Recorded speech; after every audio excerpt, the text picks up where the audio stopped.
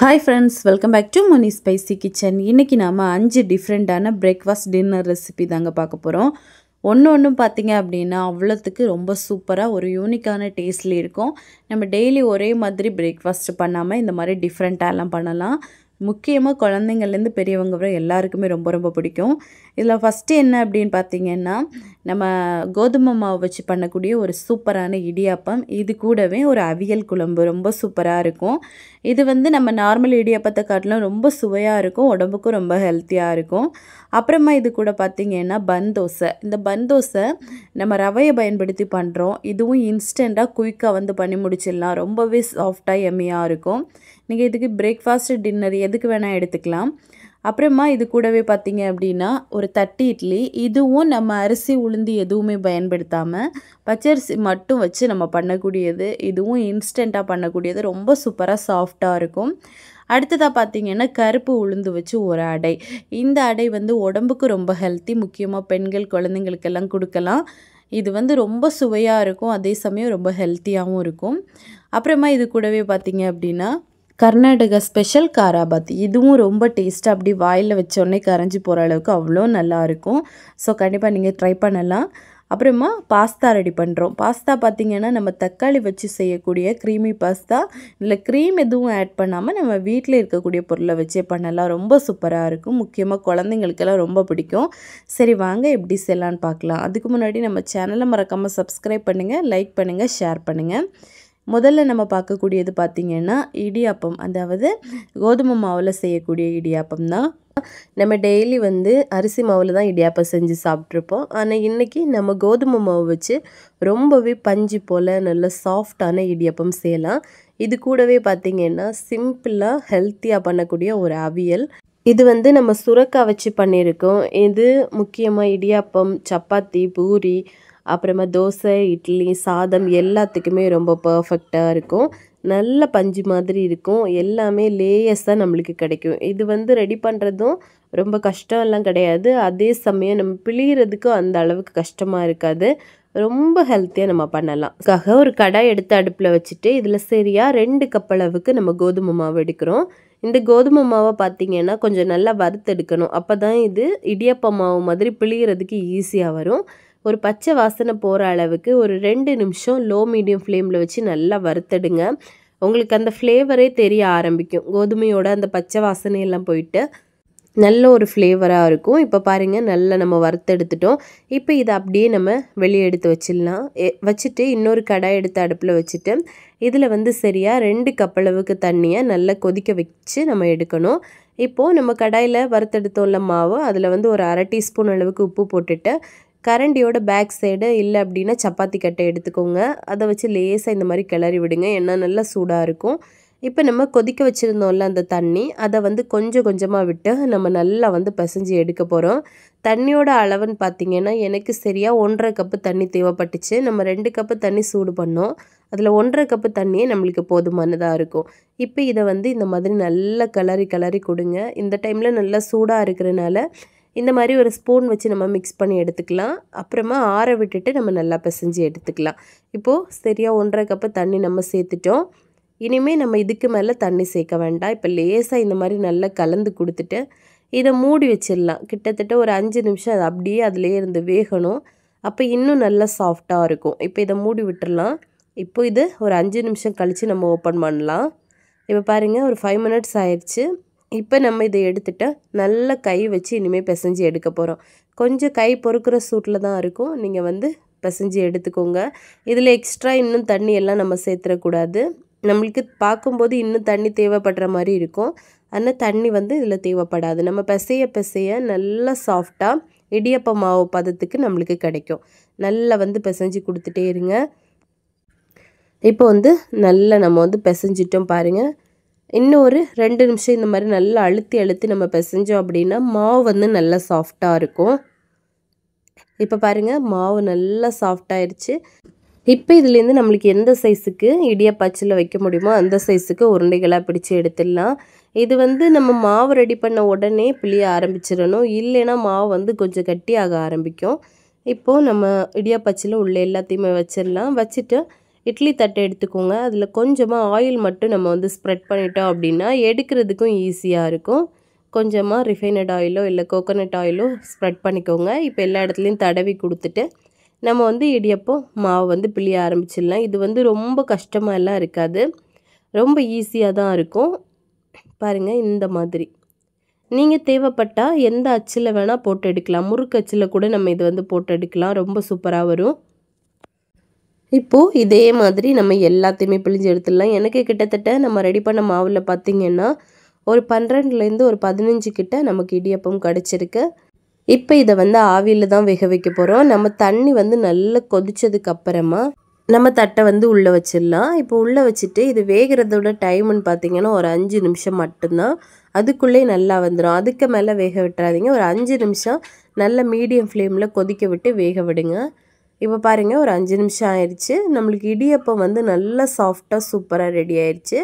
இதை இப்போ அப்படியே எடுத்து மாற்றி வச்சுட்டு இதுக்கான சின்னதான குருமா வந்து நம்ம எப்படி பண்ணலான்னு பார்க்கலாம். இது பண்ணுறதுக்காக ஃபஸ்ட்டு வந்து மிக்ஸி ஜார் எடுத்துகிட்டு ஒரு 1/2 கப்பு போல் துருவின தேங்காய், 2 பச்சை மிளகாய், 1/2 டீஸ்பூன் அளவுக்கு சீரகம், அப்புறமா ஒரு 4லேருந்து 5 பல் பூண்டு, 1/4 டீஸ்பூன் அளவுக்கு மஞ்சள் தூள், அப்புறமா தேவையான அளவுக்கு தண்ணி விட்டு இதை நல்லா வந்து பேஸ்ட்டாக அரைச்சி எடுக்கணும். கொரகொரப்பாக இருக்கக்கூடாது, நல்ல நைஸான பேஸ்ட்டை நம்ம வந்து அரைச்சி எடுக்கணும். பாருங்கள், இந்த மாதிரி நல்ல நைஸாக பேஸ்ட்டை அரைச்சிடுங்க. இப்போ இதை வந்து தாளிச்சிடலாம்.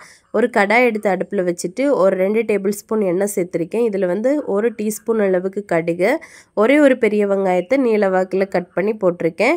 அப்புறமா கொஞ்சமாக கருவேப்பிலை, 2 பச்சை மிளகாய், இவ்வளோ போட்டு லேசாக வந்து ஃபஸ்ட்டு வதக்கி கொடுங்க. இது கொஞ்சம் அந்த எண்ணெயில் வதங்கினதுக்கப்புறமா சொரக்காய் வந்து நம்ம கட் பண்ணி வச்சுருக்கோம், அதை போட்டுக்கலாம். சொரக்காவோட அளவுன்னா 1/2 கப் அளவு இருக்கும். இப்போ இவ்வளோ போட்டு நல்லா வந்து மிக்ஸ் பண்ணி கொடுத்துட்டு கொஞ்சமாக தண்ணி சேர்த்து மூடி வச்சு இதை வந்து ஒரு 2 நிமிஷம் நம்ம வேக விட்டுடலாம். அப்போ அந்த சொரக்காய் வந்து ஒரு பகுதி அளவு நல்லா வெந்து வந்துடும். அதுக்கப்புறமா நம்ம மசாலா போட்டுக்கலாம். இப்போ பாருங்கள், ஓரளவுக்கு நல்லா வந்துருச்சு. ஒரு 2 நிமிஷம் இப்போ லேசாக கிளறி கொடுத்துட்டு நம்ம இதில் வந்து தக்காளி சேர்க்க போகிறோம். தக்காளி ஒரு மீடியம் சைஸ் தக்காளி கட் பண்ணி வச்சுருக்கேன். தக்காளி சேர்க்குறது ஆப்ஷனல் தான். தக்காளி வேண்டான்னா நீங்கள் தயிர் வந்து ஒரு 2 டேபிள் ஸ்பூன் சேர்த்துக்கோங்க. அப்புறமா இதில் நம்ம அரைச்சி வச்ச பேஸ்ட்டு, அப்புறமா ஒரு 1/2 கப்பு போல் தண்ணியும் சேர்த்து தேவையான அளவுக்கு உப்பு போட்டுக்கலாம். ஒரு 1/2 டேபிள் ஸ்பூன் உப்பும் போட்டு இதை நல்லா மிக்ஸ் பண்ணி கொடுங்க. இது செய்கிறது ரொம்ப ஈஸி, நம்ம சட்டுன்னு வந்து ரெடி பண்ணி முடிச்சிடலாம். டேஸ்ட் வைஸ் ரொம்ப நல்லா இருக்கும். நம்ம டெய்லி வந்து சாம்பார், சட்னி இந்த மாதிரி தான் வச்சு சாப்பிடுவோம். இந்த மாதிரி டிஃப்ரெண்ட் டைலாம் வச்சு கொடுங்க, ரொம்ப நல்லாயிருக்கும். ஸோ கண்டிப்பாக ட்ரை பண்ணி பாருங்கள். இப்போ அவ்வளோதான், நம்ம நல்லா கொதிக்க வச்சு ஒரு 2 நிமிஷம் நல்லா கொதிச்சதுக்கப்புறமா ஸ்டவ் ஆஃப் பண்ணிடலாம். இது ரொம்ப வற்றணுன்னெல்லாம் அவசியம் இல்லை. இந்த மாதிரி நம்ம குழம்பா எடுத்தோம் அப்படின்னா தான் இடியப்பத்துக்கெல்லாம் வச்சு சாப்பிட ரொம்ப நல்லாயிருக்கும். இப்போது இதை சூடோடய சர்வ் பண்ணிடலாம். பாருங்கள், நம்ம ரெடி பண்ண இடியப்பம் எல்லாம் சூப்பராக வெந்து வந்திருக்கு. உங்களுக்கு பார்த்தாலே தெரியும்னு நினைக்கிறேன். நல்ல லேசாக சூப்பர் சாஃப்டாக இருக்கும். நார்மல் இடியப்பம் நம்ம சாப்பிட்றத விட இந்த கோதுமை மாவு இடியப்பம் இன்னும் நல்ல ஒரு டேஸ்ட் கிடைக்கும். இப்போது இது எல்லாத்தையுமே இட்லி தட்டிலேருந்து எடுத்துடலாம். எடுக்கிறதுக்கு ரொம்ப ஈஸியாக வரும். நம்ம தண்ணி எல்லாம் தெளித்து வைக்கணும் அப்படிங்கிற அவசியம் இல்லை. இப்போ எல்லா இடியப்பத்தையும் நம்ம எடுத்துடலாம். எடுத்துட்டு இது கூடவே பார்த்திங்கன்னா நம்ம ரெடி பண்ண அந்த சிம்பிளான அவியல் குருமா, இது ரொம்ப சூப்பராக இருக்கும். இந்த கோதுமை இடியாப்பம் பார்த்தீங்க அப்படின்னா ரொம்ப சூப்பராக இருக்கும். உடம்புக்கும் ரொம்ப ஹெல்த்தியாக இருக்கும். ஸோ கண்டிப்பாக செஞ்சு கொடுங்க. இப்போ அடுத்ததாக நம்ம பார்க்கக்கூடியது பார்த்திங்கன்னா டொமேட்டோ பாஸ்தா. நல்ல க்ரீமியாக எப்படி செய்யலான்னு பார்க்கலாம். இது டொமேட்டோ வச்சு நம்ம பண்ணக்கூடிய க்ரீமியான பாஸ்தா. இது ரொம்ப டேஸ்ட்டாக இருக்கும். ரெஸ்டாரண்ட் ஸ்டைலில் நம்ம வீட்டிலே ரொம்ப சிம்பிளாக பண்ணலாம். இது வந்து குழந்தைங்களுக்கு முக்கியமாக ரொம்ப பிடிக்கும். இதில் நம்ம ஃப்ரெஷ் க்ரீம் எதுவும் ஆட் பண்ணாமல் அதுவும் வீட்டில் இருக்கக்கூடிய சிம்பிளான பொருட்களை வச்சு இதை நம்ம பண்ணியிருக்கோம். ஸோ கண்டிப்பாக நீங்கள் எல்லாருமே இதை வீட்டில் ட்ரை பண்ணி பார்க்கலாம். ஆன் பண்ணிக்கோங்க. இதில் வந்து ஒரு கடாய் எடுத்து வச்சுட்டு 1லேருந்து ஒரு 2 டேபிள் ஸ்பூன் போல் எண்ணெய் சேர்த்துக்கோங்க. ஆலிவ் ஆயில் சேர்த்திங்க அப்படின்னா இன்னும் நல்லா டேஸ்ட்டாக இருக்கும். நான் வந்து நார்மல் ஆயில் தான் சேர்த்துருக்கேன். இதில் வந்து ஒரு 5 பல் பூண்டு, 3 தக்காளி நல்ல பழுத்த தக்காளியாக கட் பண்ணி சேர்த்துருக்கேன். இது கூடவே கொஞ்சமாக ஃப்ளேவருக்காக கருவேப்பிலை, இது வந்து ஒரு 5 இலை போல் சேர்த்துருக்கேன். நீங்கள் வந்து துளசி இலை கூட போட்டுக்கலாம். ஒரு 5 சின்னதாக கட் பண்ண லீவ்ஸ் மட்டும் போட்டுக்கோங்க. அப்புறமா இது கொஞ்சம் வதங்கினதுக்கப்புறம் கொஞ்சமாக தேவையான அளவுக்கு உப்பு, ஒரு 1/2 டீஸ்பூன் அளவு இருக்கும். அப்புறமா ஒரு 1/4 டீஸ்பூன் அளவுக்கு மிளகாத்தூள், இவ்வளோ போட்டு நம்ம லேசாக வதக்கி கொடுத்துக்கலாம். இனிமேல் ஒரு 1லேருந்து 2 டேபிள் ஸ்பூன் போல் தண்ணி சேர்த்துக்கோங்க. கொஞ்சம் ஹீட்டான தண்ணி. தண்ணி சேர்த்துட்டு இதை மூடி வச்சு கிட்டத்தட்ட ஒரு 1லேருந்து 2 நிமிஷம் நம்ம வேக விட்டுறலாம். அப்போ பார்த்திங்கன்னா இந்த தக்காளி வந்து கொஞ்சம் நல்லா மசிய வெந்துடும். அதுக்காக தான். இப்போ பாருங்கள் ஓரளவுக்கு நல்லா வெந்துருச்சு. இனிமேல் ஒரு முறை லேசாக இந்த மாதிரி கிளறி கொடுத்துட்டு ஸ்டவ் ஆஃப் பண்ணிடுங்க. ஆஃப் பண்ணிவிட்டு இது நல்லா ஆறுனதுக்கப்புறமா இதை நம்ம வந்து அரைச்சி எடுக்கணும். இப்போ இதை வந்து ஆற விட்டுறலாம். இன்னொரு பெரிய கடாய் எடுத்து நான் அடுப்பில் வச்சுருக்கேன். இதில் வந்து ஒரு 2லேருந்து 3 கப்பு தண்ணி சேர்த்துட்டு 1 டேபிள் ஸ்பூன் அளவுக்கு உப்பு போட்டிருக்கேன். போட்டுட்டு நம்ம பாஸ்தா போட்டுக்கலாம். பாஸ்தா வந்து நான் 2 கப் அளவுக்கு பாஸ்தா எடுத்துருக்கேன். நீங்கள் உங்களுக்கு தேவையான அளவுக்கு நீங்கள் போட்டுக்கலாம். நான் பண்ணுற மாதிரி பண்ணுறீங்க அப்படின்னா ரேஷியோ வந்து கரெக்டாக இருக்கும். 2 கப்பு நீங்கள் வந்து எடுத்துக்கலாம். 250 ml கப்பு. இப்போ இதை வந்து நல்லா கொதிக்க வச்சு வேக விடணும். நம்ம உப்பு போட்டு வேக வைக்கிறனால அந்த டேஸ்ட் வந்து ரொம்ப நல்லாயிருக்கும். கண்டிப்பாக உப்பு போடுங்க. இப்போ பாருங்கள் இது கொஞ்சம் நல்லா வெந்துட்டுருக்கு. இது வேகிறதுக்கு பார்த்திங்கன்னா ஒரு 5லேருந்து 7 நிமிஷம் ஆகும். ஹை ஃப்ளேமில் கூட வச்சு வேக விடலாம். அப்பப்போ இந்த மாதிரி கிளறி மட்டும் கொடுத்துக்கோங்க. இப்போ பார்த்தீங்க அப்படின்னா ஒரு 7 நிமிஷத்தில் நல்லா குக் ஆயிடுச்சு. இனிமேல் இதில் இருக்கக்கூடிய தண்ணியை வந்து நம்ம வடிகட்டி இதை வந்து மாற்றி வச்சிடலாம். இதில் கூலிங்கான தண்ணியில் போடணும் அப்படிங்கிற அவசியம் தேவைப்படாது. இப்போது இதை மாற்றி வச்சுட்டு இன்னொரு பவுல் எடுத்திருக்கேன். இதில் வந்து ஒரு 10லேருந்து 15 போல் முந்திரி, அப்புறமா பாதாம் ஒரு 15 போல் எடுத்திருக்கேன். நீங்கள் முந்திரி மட்டுமே வேணும்னாலும் எடுத்துக்கலாம், இல்லை பாதாம் மட்டுமே வேணும்னாலும் எடுத்துக்கலாம். இப்போது இதில் நல்லா சூடான தண்ணி ஊற்றிட்டு ஒரு 3 நிமிஷம் அப்படியே விட்டுருங்க. அதுக்கப்புறமா இந்த பாதாமில் இருக்கக்கூடிய தோலை எடுத்தீங்க அப்படின்னு நம்மளுக்கு ஈஸியாக இலகி வரும். இந்த மாதிரி எல்லா தோலையுமே எடுத்துருங்க. இது வந்து நம்ம ஃப்ரெஷ் க்ரீமுக்கு பதிலாக ரெடி பண்ணுறோம். இது ரொம்ப சூப்பராக இருக்கும். நம்ம ஃப்ரெஷ் க்ரீம் ஆட் பண்ணுறத விட நல்ல க்ரீமியாக டேஸ்டியாக இருக்கும். கண்டிப்பாக ட்ரை பண்ணி பாருங்கள். இப்போ இதை ஒரு மிக்ஸி ஜாரில் சேர்த்துட்டு கொஞ்சமாக தண்ணியும் சேர்த்து நல்ல பேஸ்ட்டாக நம்ம அரைச்சி எடுக்கணும். எந்த ஒரு குறப்பும் இருக்கக்கூடாது. நல்ல பேஸ்ட்டாக அரைச்சி எடுத்துக்கலாம். ஒரு 1லேருந்து 2 டேபிள் ஸ்பூன் போல் தண்ணி சேர்த்துக்கோங்க. சேர்த்துட்டு இப்போ நம்ம இதை வந்து நல்லா அரைச்சி எடுத்துகிட்டு வந்துடலாம். இப்போ பாருங்கள் எந்த அளவுக்கு நல்ல பேஸ்ட்டாக தான் அரைப்படணும். இதில் தேவைப்பட்டால் நீங்கள் வந்து கொஞ்சம் கூட தண்ணி ஆட் பண்ணி அரைச்சி எடுத்துக்கலாம். இப்போ இதை மாற்றி வச்சுட்டு இன்னொரு மிக்ஸி ஜார் எடுத்துகிட்டு அதில் வந்து நம்ம ஆல்ரெடி ஆற வச்சுருந்தோம்ல அந்த தக்காளி, அது எல்லாத்தையுமே சேர்த்துக்கோங்க. சேர்த்துட்டு தண்ணி எதுவும் சேர்க்க வேண்டாம். இதை நல்ல பேஸ்ட்டாக நம்ம வந்து அரைச்சி எடுத்துகிட்டு வந்துடலாம். இதில் தண்ணி சேர்க்கணும்னு அவசியம் இல்லை. இப்போ இதை நல்லா அரைச்சி எடுத்துகிட்டு வந்துடலாம். இப்போது இது எல்லாத்தையும் மாற்றி வச்சுட்டு ஒரு கடாய் எடுத்து அடுப்பில் வச்சுக்கோங்க. இதில் வந்து நான் நெய் தான் சேர்க்குறேன். நீங்கள் ஆலிவ் ஆயில் சேர்க்கலாம், இல்லை நார்மலான எண்ணெய் கூட சேர்க்கலாம். ஒரு 2 டேபிள் ஸ்பூன். இப்போ இதில் ஒரு 5லேருந்து 6 பல் பூண்டு சின்ன சின்னதாக நறுக்கி சேர்த்துக்கோங்க. அப்புறமா ஓரிகானோ இது வந்து ஒரு 1/4 டீஸ்பூன். அப்புறமா சில்லி ஃப்ளேக்ஸ் ஒரு 1/4 டீஸ்பூன். ஓரிகானோ நம்ம வந்து வீட்டிலே ரெடி பண்ணது தான். தேவைப்பட்டால் கமெண்ட் பண்ணுங்கள். அதுக்கான வீடியோ நான் கண்டிப்பாக அப்லோட் பண்ணுவேன். இப்போ இவ்வளோ போட்டுட்டு நல்லா வந்து நம்ம மிக்ஸ் பண்ணி எடுத்துக்கலாம். இது கொஞ்சம் வதங்கினதுக்கப்புறமா நம்ம அரைச்சி வச்ச அந்த டொமேட்டோ பேஸ்ட் அதை இதுக்குள்ளே போட்டுட்டு ஒரு 1/2 கப்பு போல் தண்ணி மிக்ஸி ஜார் அலசி சேர்த்துக்கோங்க. சேர்த்துட்டு நல்லா மிக்ஸ் பண்ணி விட்டுக்கோங்க. இப்போ நல்லா மிக்ஸ் பண்ணி கொடுத்துட்டு நம்ம வந்து ஆல்ரெடி பாஸ்தா வடிகட்டி எடுத்து வச்சுருந்தோம்ல, அதை வந்து இதுக்குள்ளே எல்லாத்தையுமே சேர்த்துடலாம். ஒரு கொதி வந்ததுக்கப்புறமா சேருங்க. இப்போ எல்லாத்தையும் சேர்த்துட்டு நம்ம ஒரு முறை நல்லா மிக்ஸ் பண்ணி கொடுக்கணும். இதில் வந்து நம்ம பாஸ்தா வேக வைக்கும்போது உப்பு சேர்த்துருந்தோம். அப்புறமா டொமேட்டோ வேக வைக்கும்போதும் நம்ம உப்பு சேர்த்து தான் வேக வச்சுருந்தோம். அதனால செக் பண்ணி பார்த்துட்டு நம்ம கடைசியாக தான் உப்பு வந்து போடணும். இப்போ நம்ம அரைச்சி வச்சுருந்தோம்ல அந்த முந்திரி பாதாம் பேஸ்ட்டு அதையும் உள்ளே ஊற்றிக்கோங்க. ஊற்றிட்டு நல்லா இந்த மாதிரி மிக்ஸ் பண்ணுங்கள். இது ரெடி ஆகிறதுக்கு ஒரு 2லேருந்து 3 நிமிஷம் மட்டும்தான் ஆகும். நம்ம அப்பப்போ இந்த மாதிரி கிளறி மட்டும் கொடுத்தா போதும். இது நல்ல க்ரீமியாக டேஸ்டியாக இருக்கும். இப்போ வந்து தேவையான அளவுக்கு உப்பு போட்டுக்கோங்க.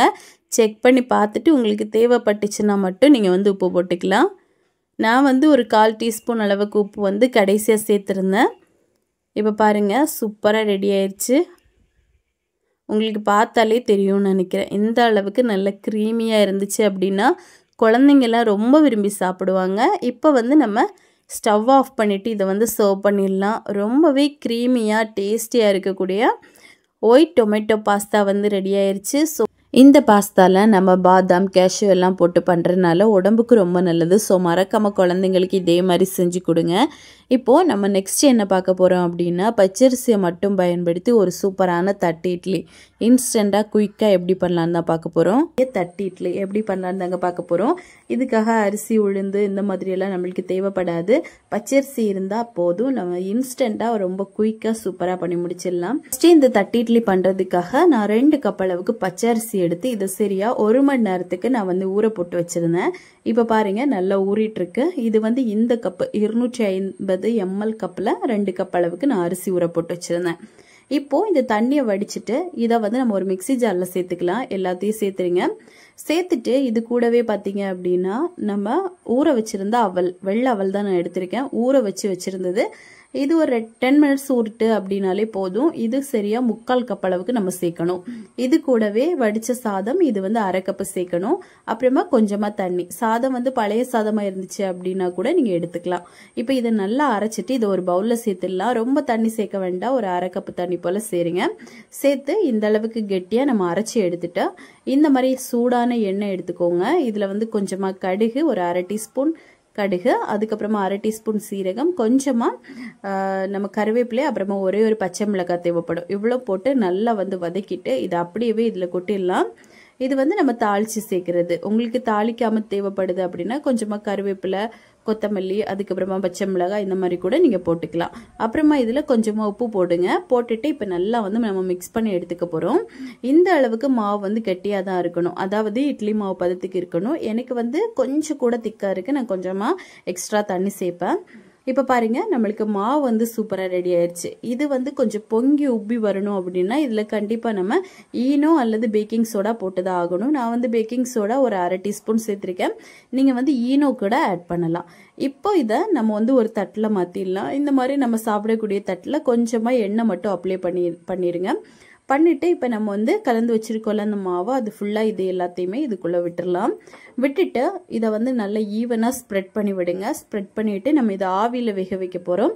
கிட்டத்தட்ட ஒரு 5லேருந்து 6 நிமிஷம் வந்துருச்சு அப்படின்னாலே ரொம்ப சூப்பராக வெந்து வந்துடும். தண்ணி நல்லா கொதிச்சதுக்கப்புறமா ஒரு ஸ்டாண்ட் போட்டுக்கோங்க. அதில் வந்து நம்ம தட்டை உள்ளே இறக்கி வச்சிடலாம். வச்சுட்டு இப்போ நம்ம இதை வேக விட்டுடலாம். வெந்ததுக்கப்புறமா பார்க்கலாம். இப்போ தட்டை வச்சுருங்க. வச்சுட்டு மூடி போட்டு வச்சிடலாம். இது வந்து நம்ம குழம்பு கூட தான் சாப்பிடணும் அப்படின்னு கூட அவசியம் இல்லை. நார்மலாக சாப்பிட்டோம் அப்படின்னாலே டேஸ்ட்டாக தான் இருக்கும். ஏன் அப்படின்னா நம்ம இதில் தாளிச்செல்லாம் கொட்டியிருக்கோம். இப்போ வந்து ஒரு 6 நிமிஷம் கிட்ட ஆயிருக்கு. ஒரு குச்சி வச்சு குத்தி பாருங்க, ஒட்டாமல் வந்துச்சு அப்படின்னா நம்ம எடுத்துடலாம். எடுத்ததுக்கப்புறமா கொஞ்சம் ஆற விட்டுட்டு அதுக்கப்புறமா ஓரத்தை மட்டும் கத்தி வச்சு கட் பண்ணிவிட்டு நீங்கள் எடுத்தீங்க அப்படின்னா ஈஸியாக எடுக்க வரும். அதுக்கப்புறமா கொஞ்சமாக மேலோட்டமாக இந்த மாதிரி மிளகாத்தூள் போட்டு நம்ம சர்வ் பண்ணிடலாம். ரொம்ப ரொம்ப டேஸ்டியாக இருக்கும். இது வந்து சட்னி, கடலை குருமா, அப்புறமா சிக்கன் கறி எல்லாத்துக்குமே ரொம்ப ரொம்ப டேஸ்ட்டாக பர்ஃபெக்டாக இருக்கும். ஸோ கண்டிப்பாக நீங்கள் வந்து ட்ரை பண்ணி பார்க்கலாம். நம்ம என்றைக்குமே ஒரே மாதிரி பிரேக்ஃபாஸ்ட் பண்ணாமல் இந்த மாதிரி டிஃப்ரெண்ட்டாக கூட செஞ்சு கொடுக்கலாம். குழந்தைங்கள்லாம் ரொம்ப விரும்பி சாப்பிடுவாங்க. ரொம்பவே பஞ்சு மாதிரி சாஃப்டாகவும் இருக்கும். ஸோ கண்டிப்பாக நீங்கள் செஞ்சு பார்க்கலாம். இப்போ அடுத்ததாக நம்ம வந்து உளுந்து வச்சு உளுந்து அடை எப்படி பண்ணலான்னு தான் பார்க்க போகிறோம். இது ரொம்பவே உடம்புக்கு ஹெல்த்தியாக இருக்கும். அதிகமான அயன், கால்சியம், விட்டமின்ஸ் எல்லாமே இருக்குது. கருப்பு உளுந்து வச்சு ஒரு அடை எப்படி பண்ணலான்னு தாங்க பார்க்க போகிறோம். நார்மலாக உளுந்தில் வந்து நம்ம அதிகமாக வடையெல்லாம் செஞ்சு சாப்பிடுவோம். ஆனால் இந்த மாதிரி அடை கூட நம்ம வந்து செஞ்சு சாப்பிடலாம். உடம்புக்கு ரொம்ப நல்லது.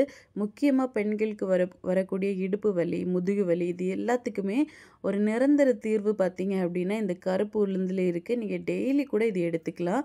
உடம்புக்கு ரொம்பவே நல்லது. ஃபஸ்ட்டு இது பண்ணுறதுக்காக சரியாக 1 கப் அளவுக்கு கருப்பு உளுந்து எடுத்திருக்கேன். 250 கிராம் அளவு. இப்போ இதை வந்து ஒரு பவுலில் சேர்த்துடலாம். சேர்த்துட்டு இது கூடவே 1 டேபிள் ஸ்பூன் அளவுக்கு பச்சரிசி இதையும் இதில் சேர்த்துருங்க. இந்த பச்சரிசியும் சேர்த்து நம்ம பண்ணும்போது கொஞ்சம் நல்ல கிரஞ்சியாக டேஸ்ட் வந்து கூடுதலாக இருக்கும். இப்போ இதை கொஞ்சமாக தண்ணி சேர்த்து நம்ம நல்லா கழுவி அலசி எடுத்துக்க போகிறோம். அதாவது ஒரு 2லேருந்து 3 தண்ணியாவது நல்லா மாற்றி மாற்றி கழுவி எடுங்க. இப்போ நம்ம கழுவிட்டு வந்துடலாம். நல்லா பிசைஞ்சு கழுவணும். அப்போ தான் இதில் இருக்கக்கூடிய தூசி, அழுக்கு எல்லாமே நம்மளுக்கு ரிமூவ் ஆகி போகும். இப்போ பாருங்கள், நம்ம கழுவிட்டு வந்ததுக்கப்புறமா கொஞ்சமாக தண்ணி விட்டு இதை ஒரு 5 மணி நேரத்துக்கு நல்லா ஊற வைக்கணும். அப்போ தான் இது நல்லா ஊறி வரும். அது ரொம்ப முக்கியம். உங்களுக்கு டைம் இல்லை அப்படின்னா கொஞ்சமாக ஹாட் வாட்டர் சேர்த்து ஊற விட்டுருங்க. ஒரு 2 மணி நேரத்தில் நல்லா ஊறி வந்துடும். இப்போ பாருங்கள், ஒரு 5 மணி நேரம் ஆயிடுச்சு. நம்மளுக்கு உளுந்து வந்து நல்லா ஊறி கிடச்சிருக்கு. ஒன்றை மட்டும் லேசாக எடுத்து கை வச்சு கட் பண்ணி பார்த்தீங்க அப்படின்னா அது சூப்பராக கட் ஆகி வரும். அதான் ஒரு பர்ஃபெக்டான ஸ்டேஜ். இப்போ இதில் தண்ணியை மட்டும் வடிகட்டிட்டு ஒரு மிக்ஸி ஜாரில் இந்த உளுந்தை மட்டும் நம்ம எடுத்து போட்டுக்கலாம். இப்போ எல்லா உளுந்தையுமே இந்த மிக்ஸி ஜாரில் சேர்த்துக்கோங்க. சேர்த்துட்டு இதில் தேவைப்பட்டால் நீங்கள் 1லேருந்து ஒரு 2 டேபிள் ஸ்பூன் மட்டும் தண்ணி சேர்த்து அரைச்சி எடுத்துகிட்டு வந்துடலாம். அரைக்கிறதும் போட்டு ரொம்ப எல்லாம் அரைக்கக்கூடாது. இந்த மாதிரி கொஞ்சம் குறகுறப்பாகவே அரைச்சி எடுங்க.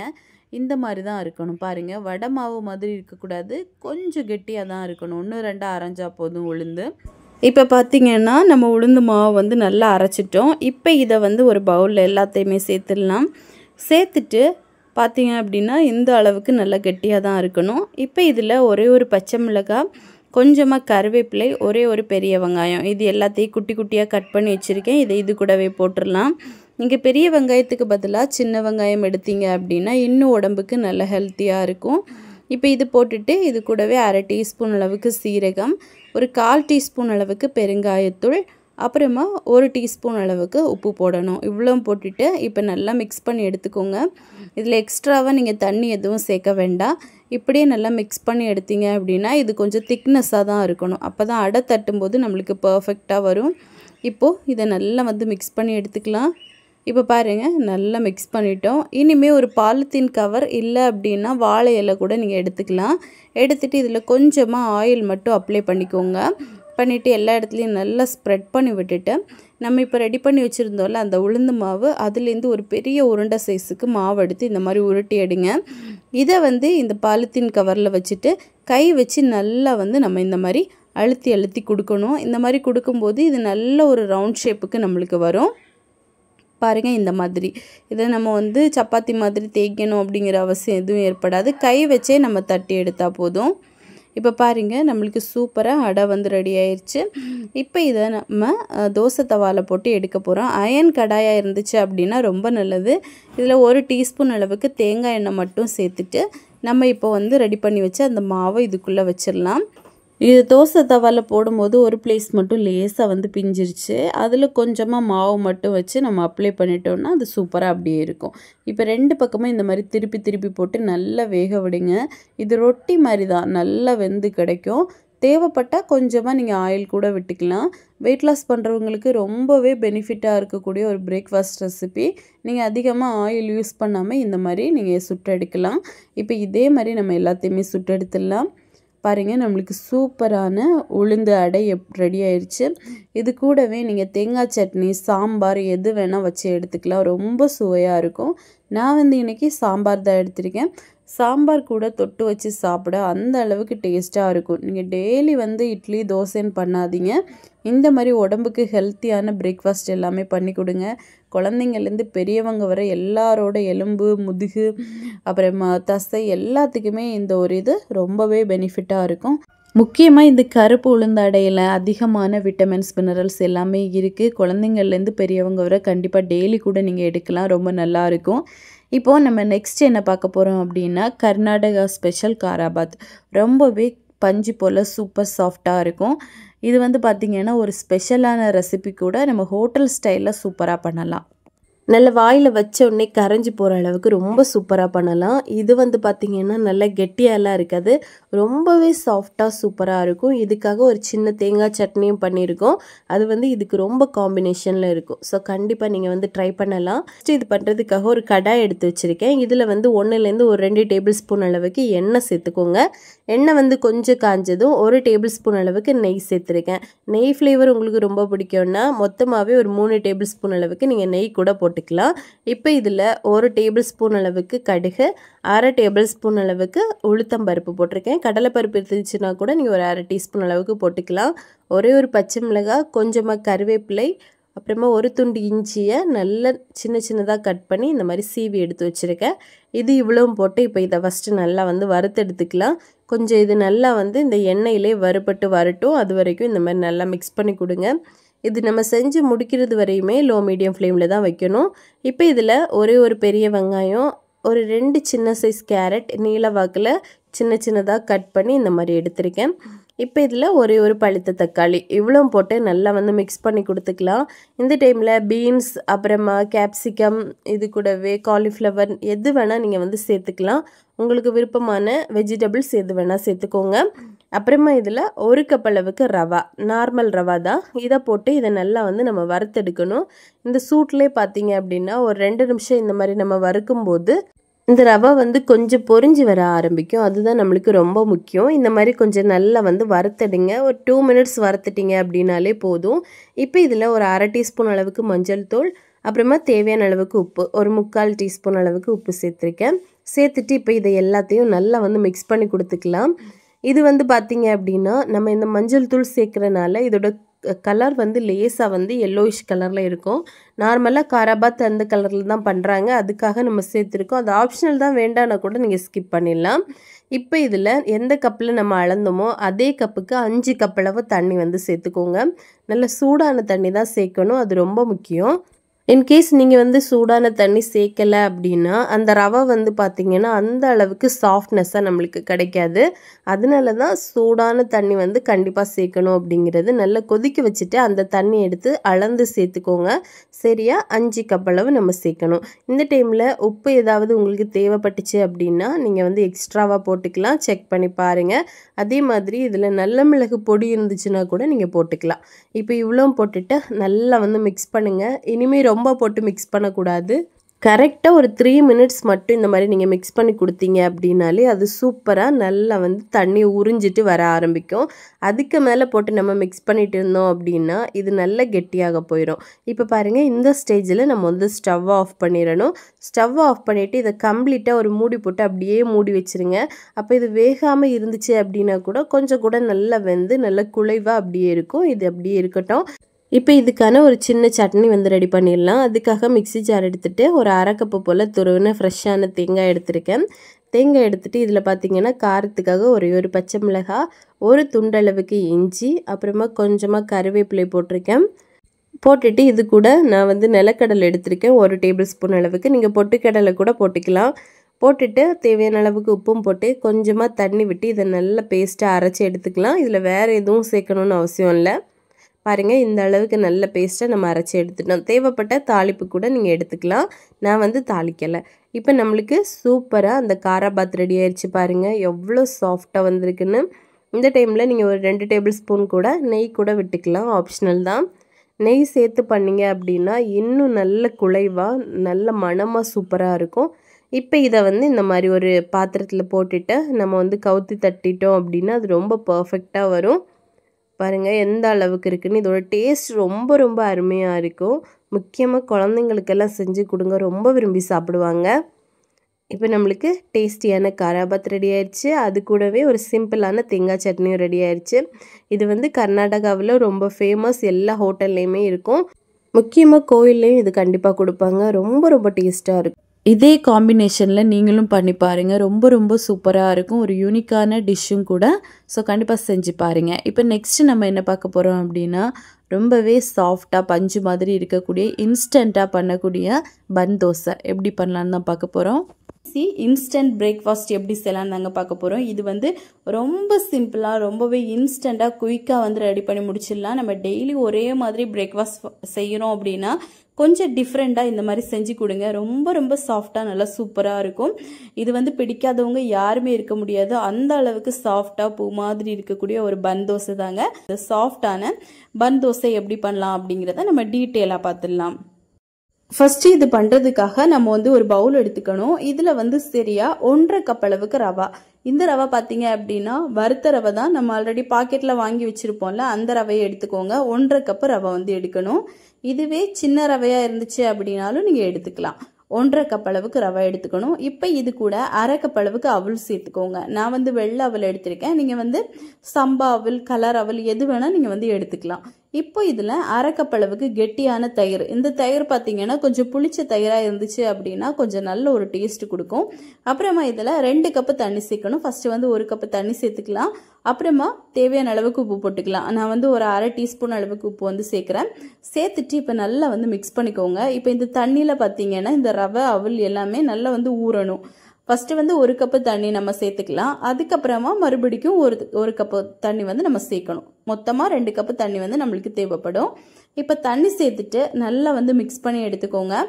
இந்த தண்ணி கூட இந்த ரவை எல்லாமே நல்லா வந்து மிக்ஸ் ஆகணும். கரண்டி வச்சு இந்த மாதிரி நல்லா மிக்ஸ் பண்ணிக்கோங்க. அதே சமயம் அவல் அப்படிங்கிற பட்சத்தில் அதுவும் நல்லா வந்து ஊறும், தண்ணியில் வந்து ஊறி கிடைக்கும். அதனால தண்ணி சேர்த்து நல்லா வந்து நம்ம வந்து மிக்ஸ் பண்ணி எடுத்துக்கணும். இப்போது நல்லா மிக்ஸ் பண்ணிவிட்டு இதை ஒரு மூடி போட்டு ஒரு 10 நிமிஷம் நல்லா ஊற விட்டுடலாம். இது வந்து நல்லா ஊறி வரட்டும். இப்போது 10 நிமிஷம் ஆயிடுச்சு பாருங்கள், கொஞ்சம் நல்லா ஊறி வந்துருச்சு. உங்களுக்கு பார்த்தா தெரியும்னு நினைக்கிறேன். நம்ம எந்த அளவுக்கு தண்ணி சேர்த்துருந்தோம் அந்த தண்ணி எல்லாத்தையுமே இந்த ரவை வந்து நல்லா ஊறி எடுத்துருச்சு. இப்போது இதை அப்படியே நம்ம ஒரு மிக்ஸி ஜாரில் சேர்த்துக்க போகிறோம். நான் வந்து பெரிய மிக்ஸி ஜார் எடுத்திருக்க பட்சத்தில் மொத்தமாகவே போட்டு அரைச்சி எடுக்க போகிறேன்.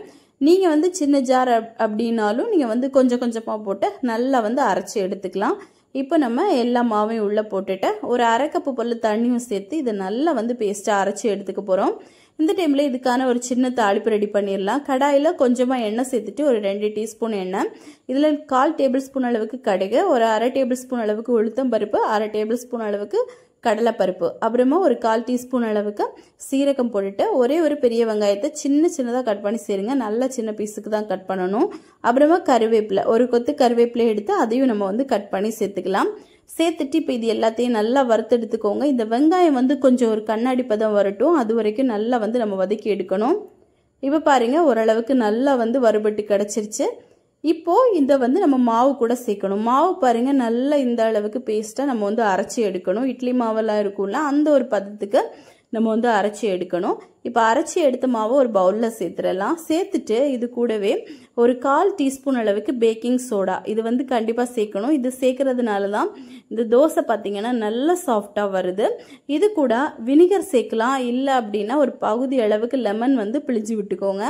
நான் வந்து லெமன் தான் ஆட் பண்ணியிருக்கேன். நீங்கள் வினிகர் இருந்துச்சு அப்படின்னா 1 டேபிள் ஸ்பூன் நீங்கள் வந்து சேர்த்தா போதும்.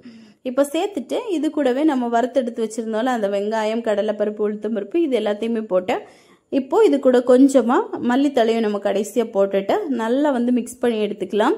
இந்த டைமில் நீங்கள் இதில் வந்து கேரட், பீட்ரூட் எது இருந்துச்சு அப்படின்னாலும் நம்ம வதக்கும் போது சேர்த்து வதக்கிட்டு அதையும் இது கூட சேர்த்திங்க அப்படின்னா இன்னும் நல்லாயிருக்கும். குழந்தைங்களுக்கெல்லாம் இந்த மாதிரி நம்ம கொடுக்கும்போது கொஞ்சம் நல்லா வந்து ஹெல்த்தியாக இருக்கும்.